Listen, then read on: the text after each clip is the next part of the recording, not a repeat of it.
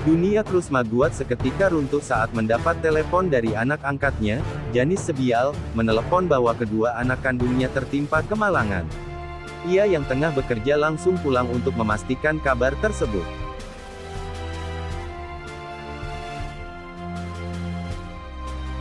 Sampai di kediamannya yang berada di kawasan Barangai Bagontapai, Melang sekitar pukul 2 siang, mereka diduga mendapat tikaman dan pukulan.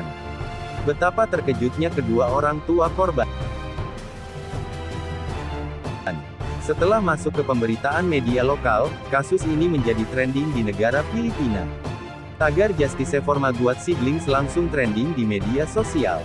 Banyak yang turut prihatin akan nasib malang kakak beradik tersebut. Janice yang selamat pun dianggap cukup beruntung. Polisi setempat didesak para pengguna media sosial untuk lebih serius menangani kasus ini. Temuan awal pun menyebutkan kedua korban dipukul dengan palu dan meninggal karena beberapa luka tusukan. Sementara itu, pecahan botol, pisau, palu dan tongkat baseball di sekitar jasad mereka. Tak ada bekas kekerasan seksual di sana. Polisi sempat menduga bahwa kasus ini disebabkan oleh perampok karena lemari ditemukan dalam kondisi terbuka dan barang-barang pribadi ditemukan berserakan. Ia mengklaim berhasil selamat karena bersembunyi dan mengunci diri di sebuah ruangan. Janice pun mengungkapkan ada pria tak dikenal yang masuk dan menyerang kedua saudara angkatnya. Namun, Cruz menemukan kejanggalan dari diri Janice saat itu. Saat ia tiba di rumahnya, sang putri angkat tampak baru selesai mandi karena rambutnya yang masih basah dan terlihat habis berganti pakaian. Normalnya saksi tak akan melakukan hal tersebut karena panik. Dan jejak digital Janice juga mengungkap bahwa ia sempat meminta tolong di akun Facebook. Padahal, seharusnya ia lekas menghubungi Cruz atau ibunya, Lovella. 6 hari kemudian, tanggal 16 Desember Janice akhirnya mengaku telah membunuh dua saudara tirinya itu. Dia melakukannya karena cemburu perhatian orang tua angkatnya terbagi.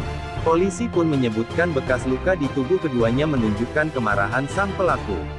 Karena masih di bawah umur, Janice akhirnya hanya akan diawasi oleh Departemen Kesejahteraan Sosial dan Pembangunan Filipina, DSWD.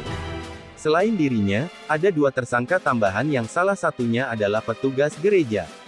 Satu tersangka keluar masuk DSWD, menerima intervensi psikososial dan dirawat oleh mereka dalam waktu kurang lebih 8 tahun. Sementara yang lain adalah seorang sakristan yang melayani gereja, tulis Lovella dalam unggahan Facebook. Korban tetaplah korban kecuali ada hati yang paling berani dan akal sehat yang tidak memihak untuk memperjuangkan keadilan. Mohon terus berdoa bersama kami untuk rahmat dan campur tangan Tuhan untuk akhirnya mendapatkan keadilan untuk membawa kedamaian bagi kita semua, imbuhnya. Ia berharap kasus mendapatkan keadilan ke depannya. Dalam unggahan yang sama, ia turut mengungkapkan rasa kecewa atas hukuman yang diterima Janice. Kisah yang terjadi pada keluarga Maguat ada sebagian mirip dengan cerita dalam film Orphan, di mana sang anak angkat dalam cerita tersebut membunuh anak kandung dari orang tua angkatnya. Bagaimana menurut Anda? Tulis di komentar dan ikuti Next Info.